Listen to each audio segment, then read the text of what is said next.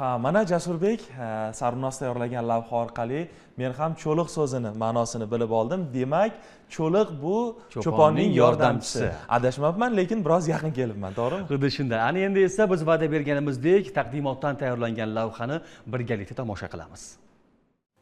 Ekologik muammolar, cho'ponlar hayoti, qishloq xo'jaligidagi hozirgi davr imkoniyatlari, bularning barchasi Cho'liq to'liq metrajli badiiy filmda aks ettirilgan. Filmda sevgan qizi uchun shaharga o'qishga borishdan bosh tortgan cho'liq yigit, uning hayoti haqida so'z boradi.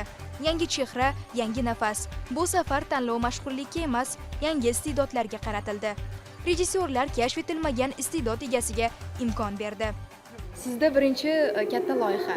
Debut film obrazim Halim obrazi.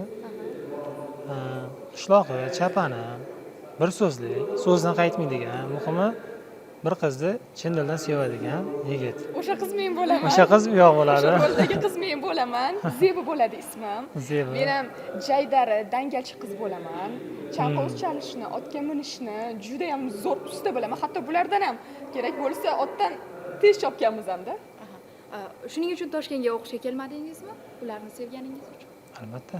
Yo'q, umuman buni gaplari og'ir tekkandan keyin yo'q, men cho'pon bo'laman, men haqiqiy erkak bo'laman degan shijoat bilan cho'ponlik tanladim. Bir yil davomida biz qanchalik qiynaldik, qanchalik sovuqlarda ishladik. Bilsangiz, agar shunday epizodlarimiz bor ediki, biz qishda borganmiz o'sha Navoiyga va u yerda biz yozdagi kiyimlarda o'sha yerda rol ijro qilganmiz. Bu juda ham qiyin bo'lgan. Tasavvur qiling, juda ham yengil ko'ylaklardasiz va siz ichingiz dirillayapti sovuqdan, lekin shunga qaramasdan siz obrazga kirib, o'sha obrazni chinakamiga haqiqiy qilib, chiroyli qilib ko'rsatib berishingiz kerak bo'ladi.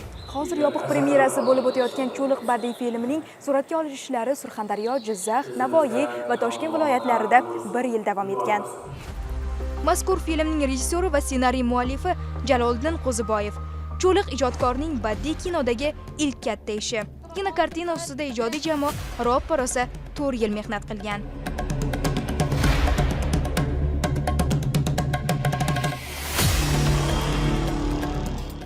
Bu film tabiatga bag'ishlangan film ham desa bo'ladi. Tabiatda ovozi rang-barang juda.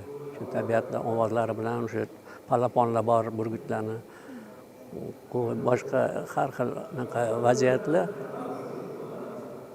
ovozga sal muammo tug'dirgan joyi qahramonimiz debyut rolida ijrosi.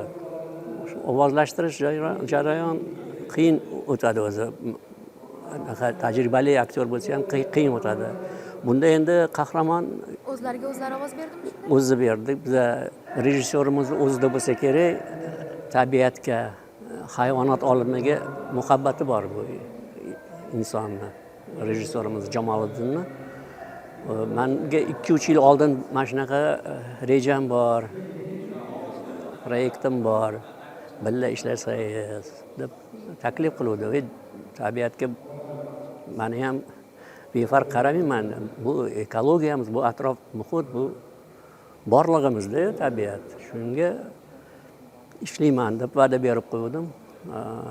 Lekin bular ish boshlagan jarayonda afsusman, syomkaga chiqa olmadim deyarli. Asosan shogirdim ishladi. Men ovozlashtirish jarayonida birga bo'ldik.